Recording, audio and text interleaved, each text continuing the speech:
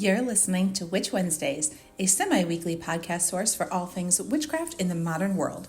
Join your host, Steph, on Wednesday mornings to chat about seasons, Sabbats, and all new witchcraft topics to help you make your life more magical.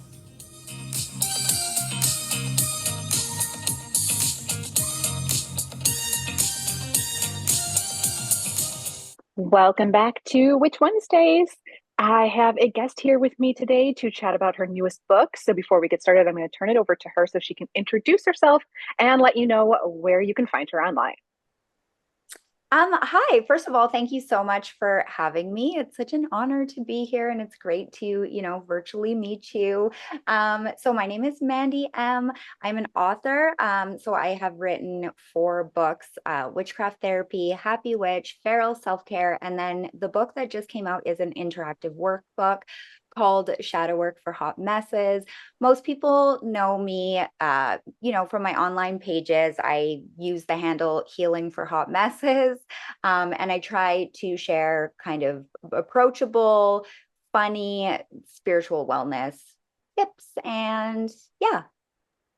Well, thank you so much for being here today. I know that we're going to, focus on your latest work, of course, but I have to say, I really do appreciate all the books you've written so far. I have not read Feral Self-Care, but the other 2 I had a great time with. Oh, that's amazing. Thank you so much. Yeah, I feel like Happy Witch in particular is one that a lot of people don't actually know about, but the people who have read it absolutely love it. So Yeah, thank you I really for enjoyed I that. really enjoyed that one. Yeah, and witchcraft therapy. Of course, I talked about that before on the channel and on my YouTube channel and stuff as being a good resource for people. So what led you into this path of not only these aspects for your own practice, but about, being an author and sharing it with the world? Yeah. So, like, first and foremost, I don't actually consider myself like, I think a lot of people that kind of author witchcraft books are somewhat like, oh, I'm an expert in witchcraft or things like that. I actually don't consider myself to be that at all. I'm a very non-traditional witch. So, I think if I had to get fit in a box, which I try to avoid usually, but it would be maybe in the chaos magic paradigm. My practice is very much focused on my personal psychology. So it's very much focused on more, not fully just the psychological model of magic, but that is kind of where I find a lot of my magic and where a lot of my rituals and stuff come from. So I noticed for myself personally, being somebody who identifies as, a somewhat secular witch in practice, who maybe wasn't quite as into some of the more spirit-led elements of witchcraft. Not that that's not a part of my practice, but I don't work with deities or anything like that. I found it really hard to find resources for people who were like me. So that's kind of what got me into it, was just kind of sharing my own process and what had worked for me, and my own approach. And I also wanted to write books that were written a little more accessible. So my books are written in a tone that is so conversational. They're definitely not for everybody. But I found that when I was looking at spiritual books or witchcraft books or occult books, a lot of the tone that they were written in was just not really compelling for me. So I try and write my books in a tone that is very conversational, kind of like having your not safe for work bestie in your pocket. Yeah, that's kind of what led me there. My own practice and everything is very strongly informed by the fact that, I have a Bachelor of Arts in Psychology. So my career background was with community inclusion with developmentally disabled adults. So I'm very interested in things like using sensory strategies to shift your mood and that sort of thing. I appreciate the tone that you take in your books, especially when it comes to the therapy and the shadow work, because I feel like those can be very overwhelming, daunting topics to a lot of people. Especially like going to in-person therapy, like seems so scary, like the first time when you're going to do it or sign up, and your books just make it seem like this is no big deal. Okay, we're just having a conversation. We're all friends here. Everything is fine. I'm like, oh, thank you for holding my hand. Oh my goodness. I love that so much. That actually just like makes my day, because that's the intention. I mean, I actually don't think and a lot of people wouldn't agree with me on this, but I don't think that spirituality or like personal development or like, trying to better your life or your experience of life is usually what it's more about.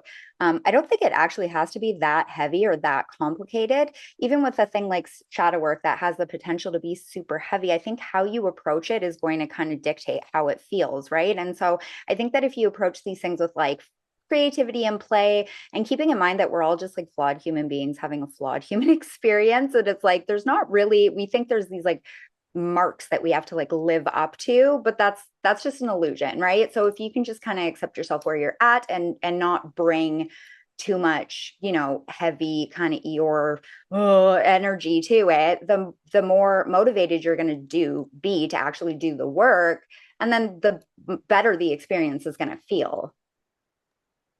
And I think that comes across really well in your writing, that to like help the reader not feel so alone, you don't write from a place of I have already mastered all of these things and I have no more shadows and everything is fine. You really come from a place of like, I get it, I understand, and we're all going to be working on this forever. Absolutely. And like, that's the funny thing for me personally. It's a huge red flag whenever somebody has all the answers. Cause I'm like, I feel like we don't get that. I feel like we go to the grave without getting that. Yeah, right. It's never possible. I think Yeah. that a lot, when I have various issues that come up, there's times even where I'm like, I should probably do some shadow work and work through this. And I'm like, but I'm not going to because right now is not the time for that. And I will just be flawed and I will not have the answers until I feel like it. And that is like a legitimate right answer sometimes. Like, I think there's this idea that if you, and I talk about it in the book a bit, which is like, you're not a problem to be solved. So sometimes you're allowed to just be like, like we kind of act like we have to rush all over the place and like, I got to fix myself and I got to fix this and I got to fix that. And it's like, well, that's not always, sometimes, there's different things in life that call for that. And I think you should always maybe view yourself as kind of a beautiful work of art in progress. But like at the same time, I think there's this tendency to kind of burn yourself out on these practices or burn yourself out on doing the inner work. And again, that's just bringing heaviness that I don't really think needs to be there. Like it should feel more like you're like dating yourself, which sounds kind of weird, but it's like, I really want to get to know this person. I'm really excited about this person. Like, what makes them tick? And like being open to recognizing that that's going to shift, change, and evolve over time. Like, I'm not who I was last week or last month or. Yeah, absolutely. And that's, how I feel when it comes across a lot of this. And like one of the things that you say, like not necessarily just, with that specific topic, but one of the lines that I like that comes up in your book is that you say not every trigger is an invitation. I'm like, that's my new life motto. Like once I read that, I was like, yes, like it works both ways. Like not Yeah. everything that triggers me is not something that like has to set me off. I do not have to engage, but also not every like shadow that comes up or something I feel bad about, I don't have to engage with that either if I don't feel ready to. Yeah, well, I mean, they just kind of tell us something and then we get to choose what we do with that. We can be like, well, that was interesting, or we can like go, okay, well, that was interesting. Let's delve into it further. Or we can just be like, I don't have the spoons for this shit at the moment. So let's just like shelf it. Is that part of that what made you decide to make like a workbook style with this newest book? Yeah, I mean, I think that it's disappointing that we have such a like I'm in Canada, but I'm not sure, are you in the States? The answer, yes, I am in the States. Okay, yeah. So here in like, oh, now I'm trying to remember what I was getting. Oh, yeah. So here, like in North America, so the United States and like Canada, we clearly have like a mental health issue. Like collectively, there's a lot of people that are struggling right now. And it's really easy. I think there's a lot of people online that like yell and scream about going to therapy and stuff, which is, always a good option if that's accessible to you, but that's not always accessible to everyone, for financial reasons, for time reasons, for a variety of different reasons. And so I think that there needs to be things available for people if they do kind of want to work on themselves and like take a little bit of a DIY approach if they feel safe and empowered to do that. I think there needs to be things that are there for them. I wrote this shadow workbook. So usually when I see shadow workbooks, there are a lot of blank pages. Or there are a lot of prompts. So this one, I tried to balance it between prompts, activities, but also like writing to kind of talk people through it, to try and really transmit that feeling of like, this doesn't have to be so serious or so heavy. Like, look, this is where we're at. It's all good. Like, just love and accept yourself. But like, let's try and work on this without, treating yourself like this, big problem that has to change immediately, right? I cannot say how much that speaks to me. And it really builds in your book. It was like you start off with like some things that are easy. Like, I think like chapter 2 came up like self-sabotage, which I am the absolute queen of. And I was like, why is this speaking to me already? I'm feeling called out. Yeah, so shadow work in general, and I'm not trying to like be a shit talker or anything here, but I feel like a lot of people talk about shadow work, but there's not really a lot of clear guidance on what it is and how to do it. So when I teach shadow work with people that I work with or in this book, I do it in 3 phases. So there's, I just do that for I have ADHD. So I do it partly just so that I can help compartmentalize things to help me process my own shadow work and to help other people with theirs. But I do like a perception phase. So that's where you kind of look around and you start noticing like, oh, there's these issues in my life, like for example, repeating patterns in relationships, because if you have certain shadows, you might find that every single person you meet, somehow subconsciously, it's like you're molding them into being the other half of these toxic dynamics or self-sabotage or these things that just keep coming up. Sometimes they have a shadow root. So there's that perception phase of really just looking around and being like, okay, so like what exactly am I dealing with? Where are these kind of issues and what do I do next? Then I do, the second phase is the investigation. So that's really exploring like your own programming, like where did these beliefs, ideas come from? Where did the, sense that I have to repress things, where did that come from? And then the third phase is integration. Now, integration can happen any part along the way, same with like prompts or whatever. Those can happen any part along the way. But I find that there's a huge lack of resources when it comes to integration, and that mostly it's just like, people sometimes are left to do the prompts and then it's like digging up all these demons and then it's like, okay, but like now what? So in the integration phase of my book, I talk about actually principles from my old career, which is about behavior modification, really understanding like antecedent behavior consequence, like things like that, and trying to see our shadows as something that is communication and trying to fill a need, and how can we address those issues but also fulfill those needs so that we don't end up in these same situations over and over again. Yeah, I love the way that it's really, a lot of prompts in there to get people to work through it, but I always still felt like you as the author were there holding my hand through it. I never sort of like felt abandoned, like I don't know where to go next. I constantly felt like, okay, I get it. And I know what the next step is to take if I want to. I love that. Oh, I'm so glad. I'm actually so happy that like came through the way I intended. It must be hard when you're an author and like you have the idea in your head and you're trying to convey it in words. You never know if it's going to get across exactly like you mean. That idea terrifies me. I could never be a writer. Oh man, it's like basically like being public or creating something that is like your baby that gets to just go out and live in the world and people get to respond to it and like imprint their own beliefs and their own.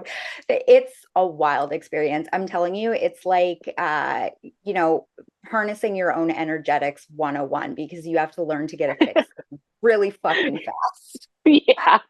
I can definitely imagine. Like I already have to do that with like the podcast and like putting stuff online, but like then to like spend all of that time in like written format with like editors and publishers, like that's terrifying to me. It's a mess. It's a mess. You definitely have to like leave your ego at the door. Oh, for sure. Good thing you have a workbook to help with that. Right? But I really did appreciate that, because I think it also comes across really well that like you don't have to fix it. I think sometimes people get the wrong idea about shadow work being like there is an end goal and that everything is going to be fixed and resolved at the end of it. But sometimes you confront your shadow. It's just like about understanding it and understanding your behavior, not necessarily changing it. Absolutely, because like the biggest issue really is self-judgment, right? And so that's what integration is all about, is really understanding there's these pieces of you, accepting it. And I think going even a little bit of a step further and trying to find like a healthier outlet, or find ways to kind of set yourself up for success, so that, you know, if you're having a season of life where things are particularly hard, you're not like deliberately putting yourself into these situations like, I have to heal right now, or I'm going to do XYZ. Like self-knowledge is really the way that we can hack life experience, to be a lot more supportive for us. I think the more in contact you are with yourself and your own idiosyncrasies and like all of those kind of things about you that are a little bit, you know, very unique to you, knowing all of that is like a very customized toolkit on how to approach life.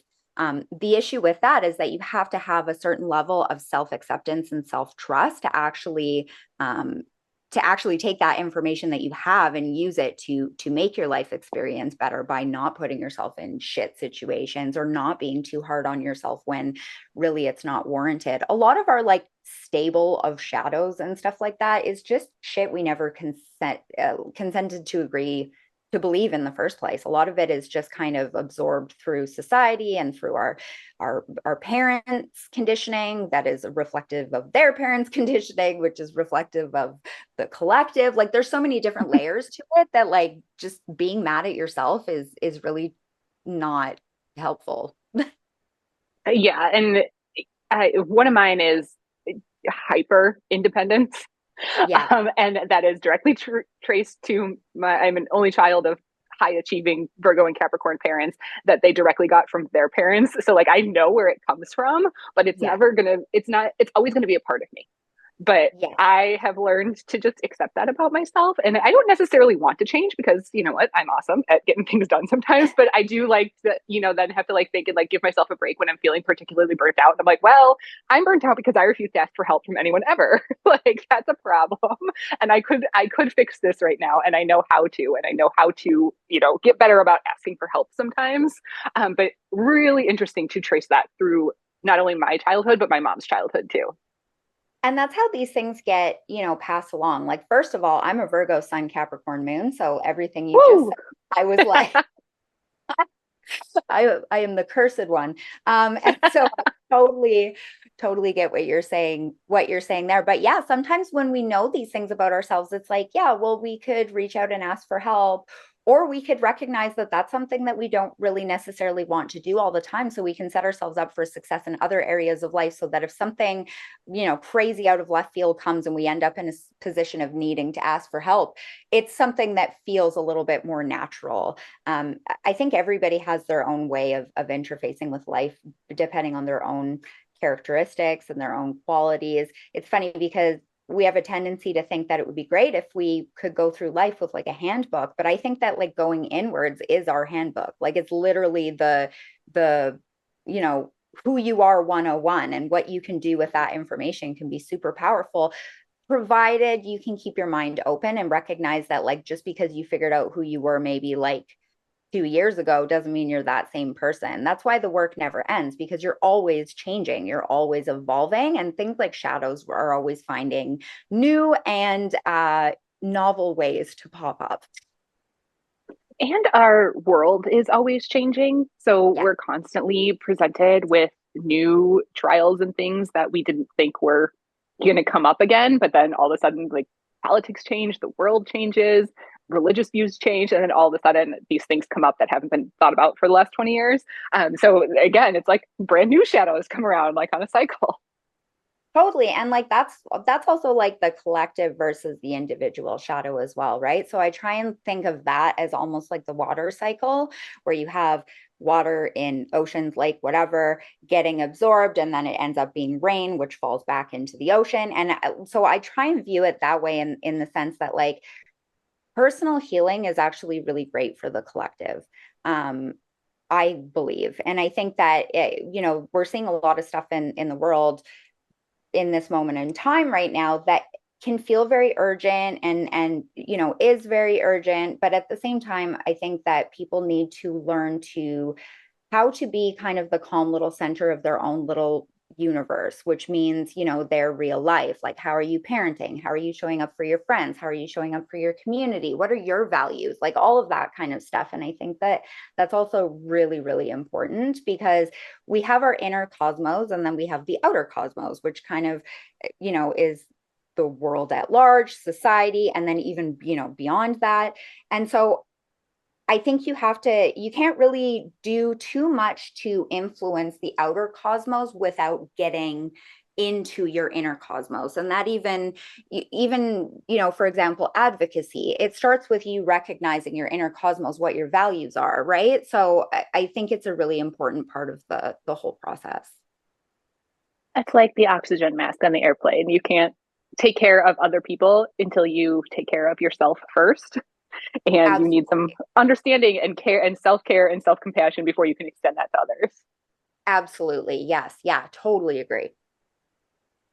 Which is, it's great that that comes across. I mean, it even comes across in the title of the book, Shadow Work for Hot Messes. It's just like, I accept, the author, you're like, I accept that nobody is going to be perfect before or after reading this book. This is just, it's for all of us in the same boat together.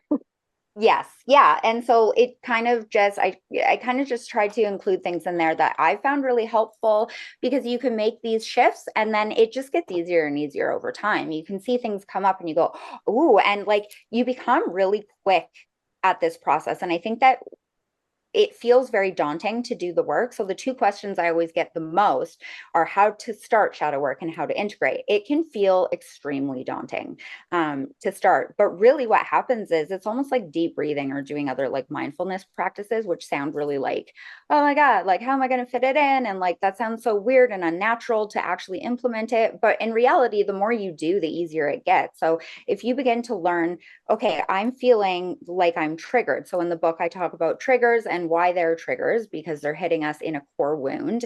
If it didn't hit a core wound, then chances are you wouldn't experience it as a trigger, which is why certain things activate people in different ways. You can have the same situation happen and it'll affect 5 people in 5 different ways, right? Depending on what their own stable of inner stuff is. And so I think it's really interesting how fast that process can get. If you can go, oh, I'm feeling activated. Where is this coming from? What's the belief behind it? And then that can also become truly very fast. So I look at it as a mental Rolodex almost, where you're like, something's happening, I'm activated. You kind of go back and you go, okay, so where is this coming from? What's the belief? And, is the belief true, or is it true because I'm telling myself it's true?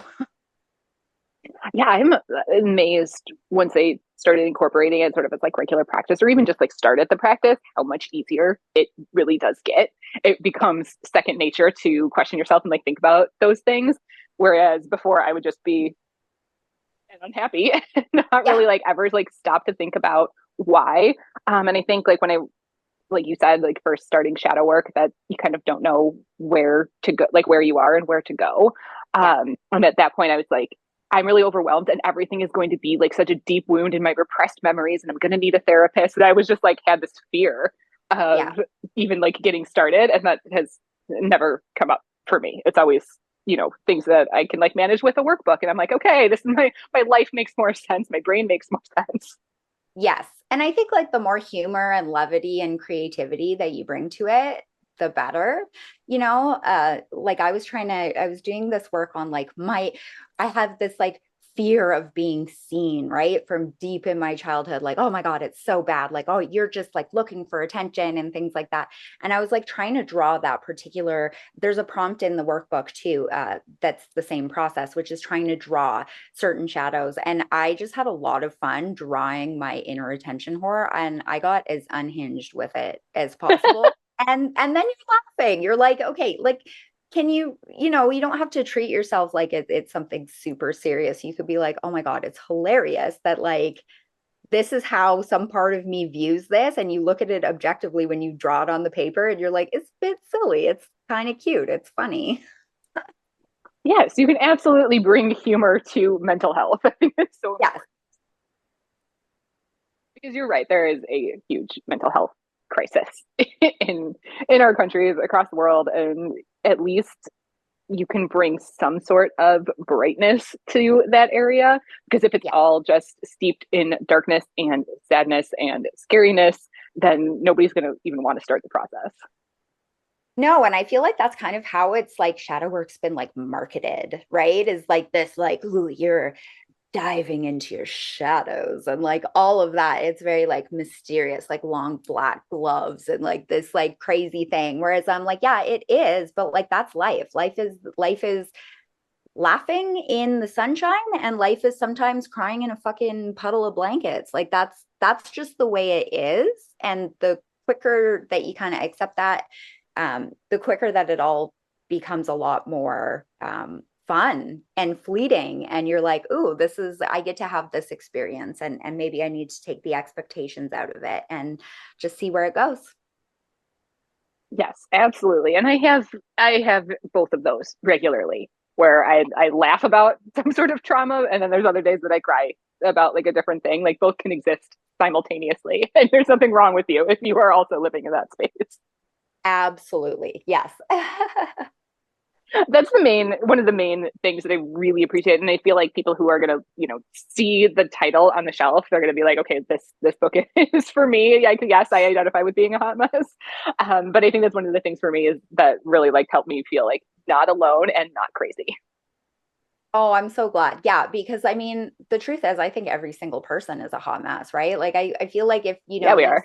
somebody who, to some degree, right, they might not self-identify as that, which is fine. I don't think you should get too attached to labels or anything, but like, I think that's a natural state of the world, right? Like, I don't believe that it's this idea of like perfection or like having your shit together is really, I think it's false. I think it's an illusion. I think it's an illusion that imprisons us, because then we compare ourselves to this thing that doesn't exist. I've known plenty of people who look like they have, quote unquote, their shit together, but truly I knew somebody once that was actually struggling with things like OCD. And it was actually very stressful for her if things did not look perfect, if things were not in a specific certain order. So I just think we attach values to things like, this is good, this is bad, this is the good way to be, this is the bad way to be, this is professional, unprofessional, like all of that shit. And we create these kind of like false dichotomies that don't really need to be there. I think that we're all just like vibing here temporarily. So make Which the is, best. I think becomes so much clearer like the older that you get, because like when I was a kid, like every adult was an adult and had their shit together, and then I became an adult and I was like, nobody has anything figured out. Okay, now I'm realizing that even these people that I looked up to 20 years ago, even back then and now, do not have their shit together. It's like hilarious looking back in hindsight at like my childhood or whatever. I thought the grown-ups were the grown-up, and now with like the benefit of hindsight and like seeing who the grown-ups are around me, We're the grown-ups. So no. Oh man, it's so funny. You look back at childhood and you're like, you view it so differently. So differently. You're like, nobody knew what the fuck was going on. Right. Yeah, it's so true. Like so many of my childhood memories, I like look back and laugh at, because like things that I thought were like hilarious and fun, I realized that it was an adult in that situation screwing up. Yeah. And I was like, oh no, we had like the best time. And my mom's like, I literally had no energy to make you dinner, so we ate waffles and ice cream and watched Olsen Twins movies. I was like, that was the best night of my life. What are you talking about? That's it. That is totally it. See, it's funny because when I first kind of got online, I talked a lot about parenting stuff, and that's a huge thing. I mean, I feel like as parents and stuff, people feel really like sometimes depressed or guilty about those moments. But the funny thing is, those are the moments that kids remember as like an experience. They're going to remember that more than the like hundreds of dollars of tickets you bought to some certain thing. Like it's really quite interesting how the perception of those experiences can be a source of guilt or something for a parent, whereas for the child, they're like, fuck yeah, this is the best day ever. That's exactly it. And like looking back, I'm like, wow, my mom did not have it all together, and that's okay. Yes, absolutely. None of us do. Well, I know that we talked a lot about getting started, and how this is a great book, great tool for people who are just diving into shadow work. But do you have any other advice for beginners, whether it's in, witchcraft, spirituality, shadow work, anything that we did not touch on? I think right now I would just want to say, just given this like particular sort of moment in time and this cultural climate and the way people are feeling and everything, I think the best piece of advice for anybody beyond shadow work or whatever is to really just try and stay grounded. I think that there's this tendency, and I talk about this a bit in my book, Feral Self-Care, where it's like we spend so much time living in our heads in this like chaos of our minds and these worst case scenarios and this and that, and we completely bypass like the felt experience of being a human, so the body, and trying to get back into the body. So I think it's really important to stay grounded, just in the sense of like, if you need to move, if you need to like put your bare feet in the grass, if you need to go submerge yourself in the tub, like whatever, to get out of that like mental anxiety spiral and back into your body is always going to give you a lot more ammunition for tackling whatever the fuck is coming out for you at that moment. So I think the piece of advice I would love to give everyone right now is like, just stay grounded, And that is always great advice, and probably something that I don't do as often as I should. But especially the actually getting outside and grounded with the earth is such a valuable tool, and I do not appreciate it nearly enough. Even just staring at the sky can be really grounding. I think that we've kind of, in a very short period of time, have gotten ourselves in this space where we see this kind of approximation of reality through screens, which gives us a very different idea of what reality is. And I think that it's important to maintain meat space connections and maintain your connection with nature and the cosmos and all of that, and just try and breathe your way through it and stay in your body. Yeah, and I have found myself a lot lately going from house to car to store to car to house. Like it's just like a cycle, and Yeah. I can tell the effects that has when I've done it for a few days in a row, and I'm like, I have not been outside at all. Yeah. Like the 20 feet from the car to the door of the store, it does not count as being outside. Yeah. Yeah, totally. And so it's funny because then you can go on a hike or a walk or something and be like, oh, what? Like this is what this everything is like? Looks amazing. Yeah, it's so good. Yeah, and I don't know why I have a tendency to forget that we are heading more into my season now. I do not like the summer. I do not like being hot. I do not like bugs. But winter is my favorite. Like snow, ice, give me all of that. Like freezing cold, I'm so happy I will be out there as long as I can stand it. So I am excited for that. But yeah, it makes such a difference being just like a little bit of outdoor time. Yes, some fresh air. Fresh air can do us wonders. Every time. Anytime I'm like not feeling good, my mom's like, have you gone outside? Have you sat in the sun lately? How about you get some vitamin D? I'm like, okay, you're probably right. That's fair. Yeah. Yes, absolutely. Yeah. Oh man, there's something about just sitting in a sunbeam. Like that's just You beautiful. gotta. Absolutely. Well, Mandi, thank you so much for being here today and having a really fun and lighthearted chat about mental health. I really appreciate it. Thank you so much. And thank you for having me. And listeners, I'm going to have everything linked so that you can find all of the resources that we mentioned, so that you can find the books, you can find Mandi online everywhere that she exists. If you want to check out the previous works, the website and everything, that will be linked in the show notes as always, and over at witchwednesdays.com. And that is everything that I have for you this week. I will see you all next week.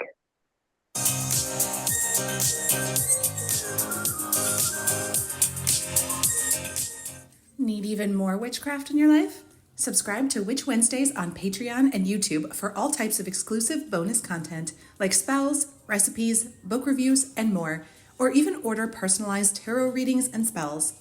Be sure to follow on Instagram at Witch Wednesdays Podcast. And you can find all these links and more at witchwednesdays.com.